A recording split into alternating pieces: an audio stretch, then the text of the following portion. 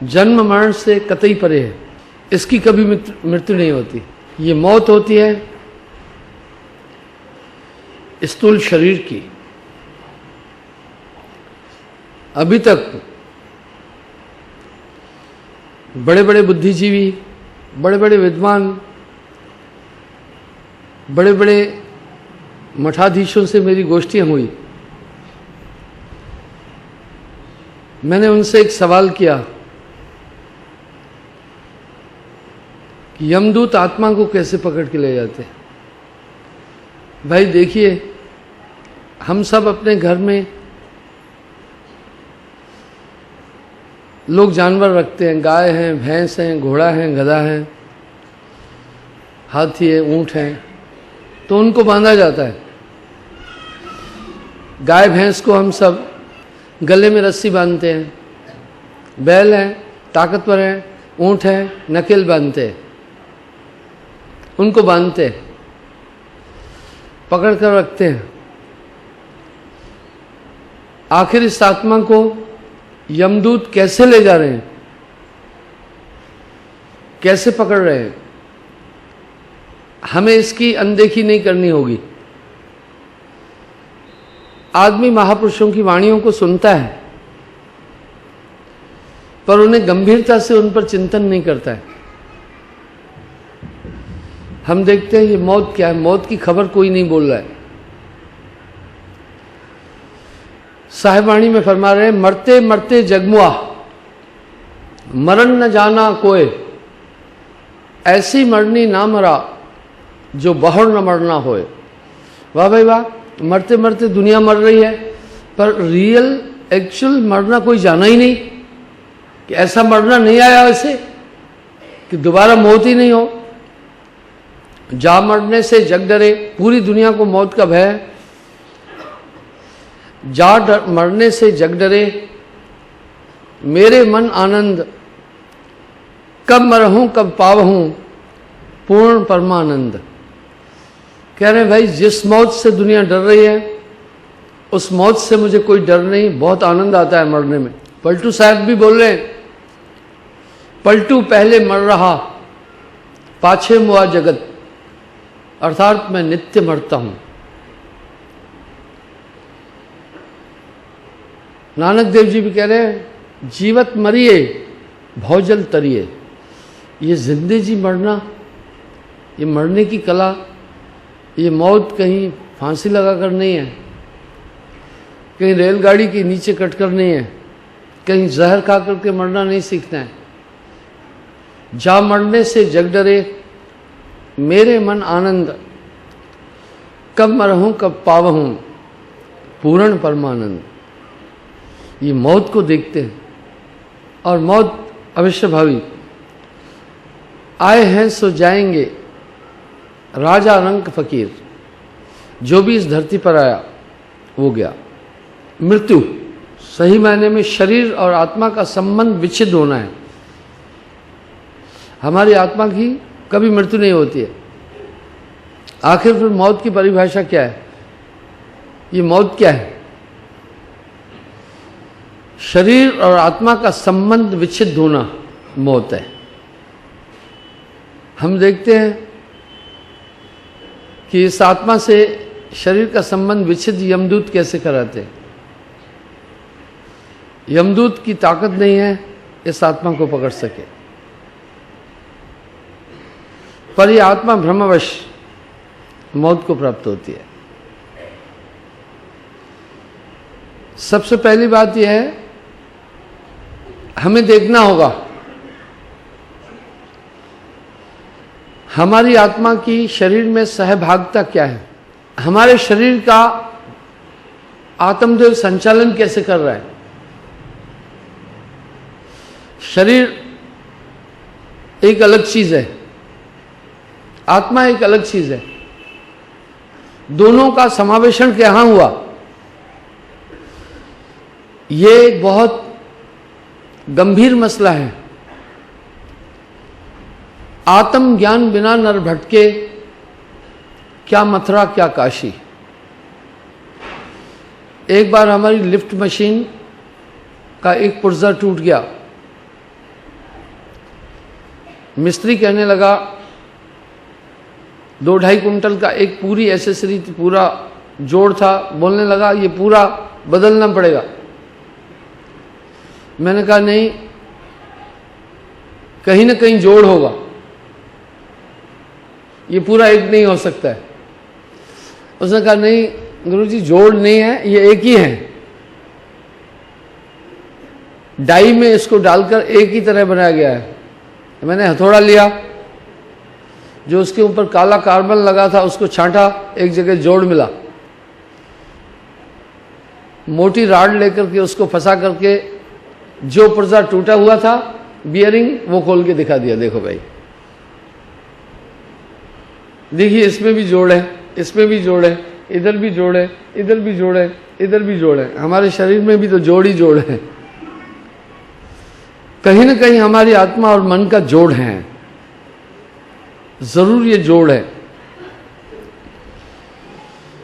क्योंकि ये दो अलग चीजें हैं। शरीर का अंत हो जाता है, आत्मा का अंत नहीं होता। आत्मा नित्य है। हमें यह देखना है कि हमारी शरीर और आत्मा का संबंध विचित्र यमदूत कर रहा है, हम खुद क्यों नहीं कर लें? वो क्यों करे? अगर ये कला सीख लिया तो इस पर साहब ने एक शब्द कहा, धीमर जाल डाल का करी है जब मीने हो गया पानी।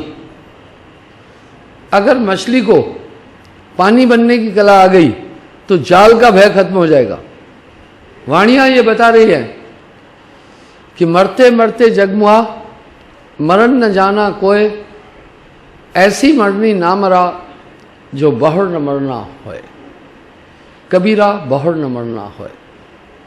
हम देखते हैं जड़ और चेतन की गठान कहाँ है, हमारे आत्मा और शरीर की गठान कहाँ पर है। हम क्यों न खोलने की कोशिश करें वहीं से। पर आत्मा और शरीर का बोध नहीं हो रहा है। ये मसला दुनिया का सबसे क्रिटिकल और सबसे मुश्किल है। अगर मैं सच कहूं तो बड़ा अटपटा लगेगा। ये आत्मा का ज्ञान बहुत बारीक चीज है। 4 मुक्तियों के स्थान पर पहुंच करके भी आत्मा अपने सही रूप में नहीं आती है। आत्मा का ज्ञान स्वर्ग में भी नहीं है। यही बात तो यमराज और नचिकेता के संवाद में आती है। नचिकेता ने यमराज से आत्मा का ज्ञान मांगा था। यमराज ने कहा 3 लोक का राज्य मांग वो दे दूं, जितनी आयु चाहे उतनी दे दूं, तू जो कुछ और भी चाहता है वो ले ले, रिद्धि सिद्धियां जितनी भी चाहिए वो ले ले, आत्मा का ज्ञान मत बोलो। दुर्लभ है ये आत्मा का ज्ञान, बड़ा दुर्लभ है। स्वर्ग आदि लोकों में भी, पितृलोक में आत्मा का ज्ञान नहीं है। चारों मुक्तियों के स्थान में यथार्थ में हम आत्मा में नहीं होते, वहां भी आवरण है। पितृलोक में, सामीप्य मोक्ष में आत्मज्ञान नहीं है। सालोक्य आदि स्वर्ग आदि लोकों में जाकर के भी आत्मज्ञान नहीं है। मैंने कई बार मृदुगल ऋषि के वृतांत के माध्यम से बताया कि देवदूत ने उन्हें बताया स्वर्ग में अच्छे अच्छे फल लगे हुए हैं, सभी तरह के, जिसकी इच्छा है जो भी फल खाना चाहे, 12 ही महीने फल मिलते हैं, सुंदर सुंदर झरने हैं। भाई जहाँ खाया पिया जा रहा है वहाँ आत्मा कैसे हो सकती है? आत्मा तो खाने पीने और इंद्रियों से परे है। इससे ये सिद्ध हो रहा है कि स्वर्ग के अंदर आत्मा का ज्ञान नहीं है। देवत्व में भी आत्मा का ज्ञान नहीं है। मौत का भय सबको है, इसलिए इस 3 लोक के अंदर जो भी है वो मृत्यु के अधीन है। भाई देखिए क्या देव प्रधान ब्रह्मा विष्णु महेश जी है। देखिए जब भस्मासुर को शिव जी ने वरदान दिया, जिसके हाथ सर पे हाथ रखोगे भस्म हो जाएगा, तो भस्मासुर शिव जी को ही भस्म करना चाह रहे थे और शिव जी दौड़े दौड़े घूम रहे थे उससे बचने के लिए। यानी शिव जी महाराज को भी भस्म होने और मौत का भय था ना। आइए देखें इस तरह ये मौत का भय, यानी देवत्व में भी अमरत्व कैसा हुआ? स्वर्ग में भी अमृत तो कैसा हुआ भाई? मैं शास्त्र विरुद्ध बात नहीं कर रहा हूं, प्रमाण दे रहा हूं, आगे आप चिंतन स्वयं कर लें। इस तरह से चारों मुक्तियों में यथार्थ आत्मज्ञान नहीं है, सत्यार्थ प्रकाश में इसका उल्लेख है। सायुज्य मोक्ष को प्राप्त करने के बाद भी इतने असंख्य, इतने नील, इतने अरब, इतने खरब साल रहकर पुनर्जन्म विद्यते, दोबारा जन्म होता है। अर्थात हमारी आत्मा हमेशा हमेशा के लिए जन्म मरण के क्रम से छुटकारा प्राप्त नहीं कर सकती है। यहीं पर ही तो बात साहब ने कहा कि चल हंसा सतलोक छोड़ो ये संसारा, ये संसार काल का देशा, कर्म का जाल पसारा। जिस दुनिया में आप जी रहे हैं आत्मा का ज्ञान कतई नहीं है, और इस पूरे ब्रह्मांड में आत्मा का ज्ञान नहीं है। आत्मा का ज्ञान, आत्मा के ऊपर बहुत आवरण है, ये आवरण कुछ कम हो जाते हैं पितृ आदि लोकों में जाकर, स्वर्ग आदि लोकों में जाकर, ब्रह्म आदि लोकों में जाकर और निराकार सत्ताओं में जाकर के ये आवरण कुछ कम हो जाते हैं, लेकिन आत्मा अपने खालिस रूप में नहीं पहुंच पाती है। आइए हम देखते हैं, साहब ने बड़ी लाजवाब बातें बोली। पहली बात ये हुई कि समाज ने साहब को क्यों नहीं समझा, इतनी ऊंची बात दुनिया को बोल के गए, क्यों नहीं समझा? इसके पीछे रहस्य है, बहुत बड़े रहस्य। साहब ने आकर परमलोक की बात की, 3 लोक से भिन्न पसारा, अमर लोक सतगुरु का न्यारा। 3 लोक पढ़ ले तराई, चौथा लोक अमर है भाई।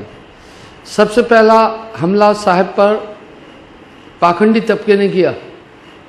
उन्होंने सोचा इनकी शिक्षा का अनुकरण करने से हमारा पूरा तामझाम बेकार हो जाएगा, हमारा पूरा मटेरियल नकारात्मक हो जाएगा।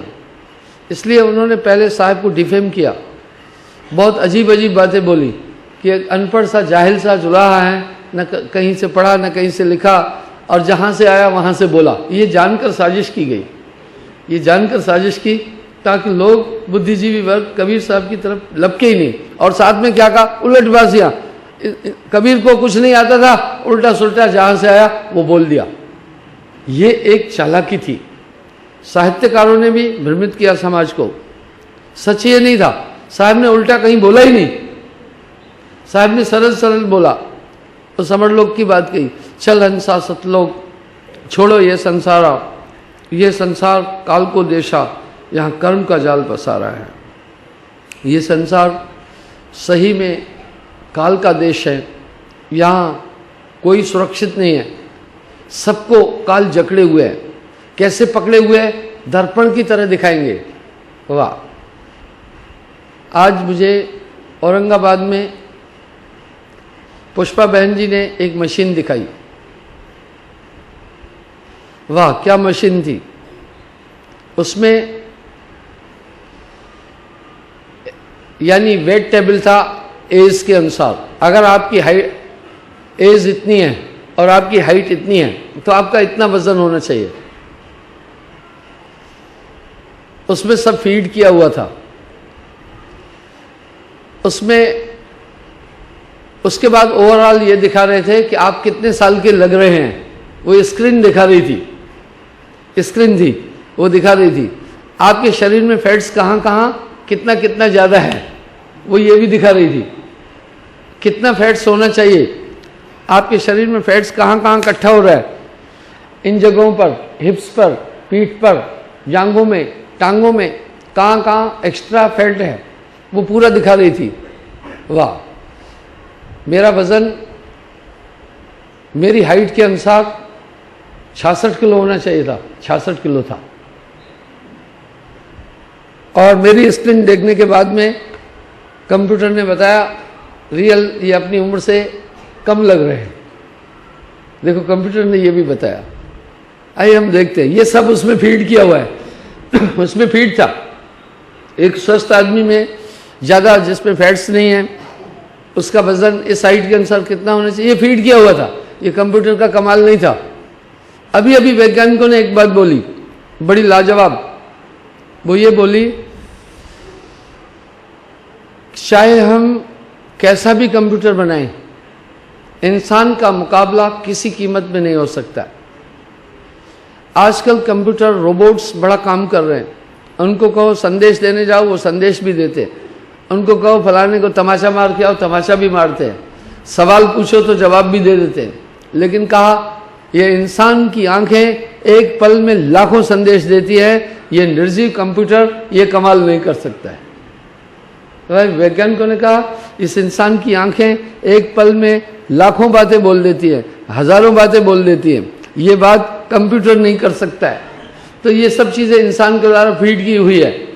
आइए हम देखते हैं कि इस तरह से साहिब की शिक्षा को डिफेम किया गया जानकर। वो समझ रहे थे।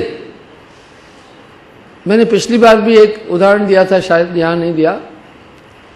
सागर यूनिवर्सिटी के एक वाइस चांसलर डॉक्टर हौसला प्रसाद सिंह 2006 में वो रिटायर हुए। उन्होंने पीएचडी की कबीर साहब पर। वाह भाई वाह। उन्होंने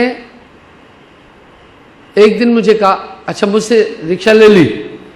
उन्होंने मुझसे दीक्षा ले ली। आप सोचे कबीर साहब पर पीएचडी की थी, उन्होंने मुझसे दीक्षा ली।